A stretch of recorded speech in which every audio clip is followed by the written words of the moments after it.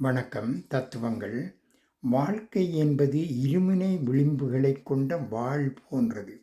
அதன் தெரிவு உங்கள் எதிர்காலத்து நிலைமைகளைக் கொண்டே தீர்மானிக்கப்படும். வியர்வை வரும் வரை விளையாடுவது அந்தக் காலம். பேட்டரி லோ என்ற தகவல் வரும் வரை விளையாடுவது இந்தக் காலம்.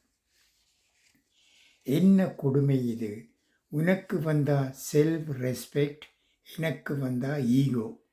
நீ பேசவில்லை என்றால் பிஸி, நான் பேசவில்லை என்றால் அவாய்ட். உனக்கு வந்தா பொசசிவ், எனக்கு வந்தா டவுட். நீ பாவித்தால் ஜஸ்ட் சீயிங், நான் பார்த்தால் ஜொல்லு. நீ செய்வது எல்லாம் கரெக்ட், நான் பண்ணுவது எல்லாம் சீன். உனக்கு வந்தா பிளட், எனக்கு வந்தா டொமேட்டோ சட்னி. இது என்ன கொடுமை! நன்றி, வணக்கம்.